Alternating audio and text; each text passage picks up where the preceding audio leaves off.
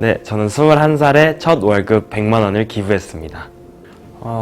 우선 저한테 먼저 가장 썼을 것 같아요. 원래 태국 여행을 가기로 했었는데 여태까지 여행이 부모님의 돈에 좀 의존해서 갔다면 이번 여행은 제가 한번 직접 번 돈으로 한번 가보고 싶다는 생각이 들어서 아마 태국 여행을 가는데 쓰지 않았을까 싶습니다.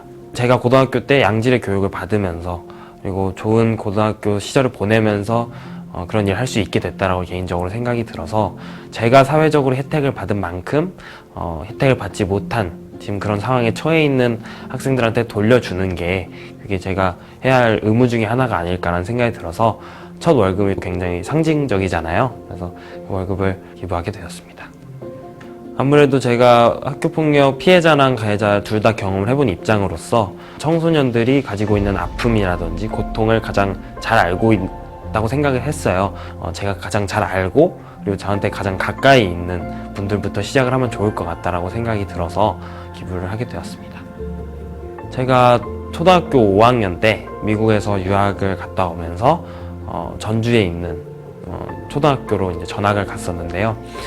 그 친구들은 미국에서 왔다고 하니까 뭔가 좀 특이한 애라고 생각을 했던 것 같아요. 그래서 특이한 애다 보니까 좀 따돌리고 싶다라는 마음이 어린 마음에 들었던 것 같고, 그래서 제가 집에 가는데 제가 친구라고 생각을 했던 아이들이 슬러시를 붓고 도망가는 장난을 친 적이 있었어요.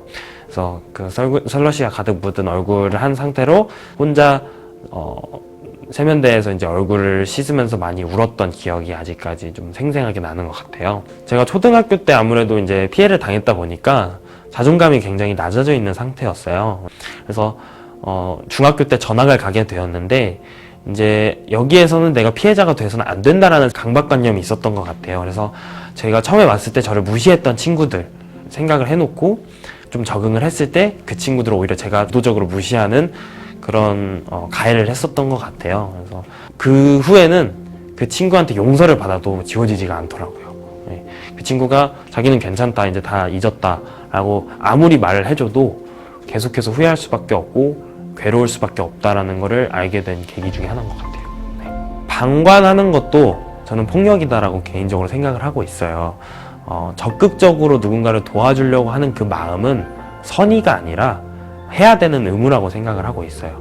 그래서 과감하게 가서 제지하는 용기를 내야 된다라고 생각을 합니다. 그래서 그 용기가 뭔가 사람들이 칭찬하는 용기가 될 게 아니라 당연한 일처럼 여겨지는 게 맞다라고 생각을 합니다.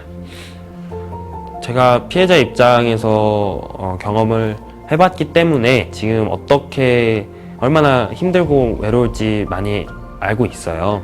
그래서 물론 저보다 더 심하게 피해를 받고 계신 분들도 있을 것이기 때문에 제가 함부로 그분들의 마음을 다 이해한다라고 얘기를 할 수는 당연히 없겠지만 먼저 그것을 극복을 해본 사람의 입장으로서 분명히 여러분들을 도와드릴 사람들이나 친구들이나 단체들이나 재단들이 많이 있으니까 조금만 더 마음을 여시고 저희가 다가가는 것을 이렇게 받아주신다면 그러면 훨씬 더 쉽고 의미 있게 극복을 할 수 있지 않을까 싶습니다. 나는 학교 폭력을 외면하지 않겠습니다. 여러분도 푸른나무 재단과 함께 해주세요.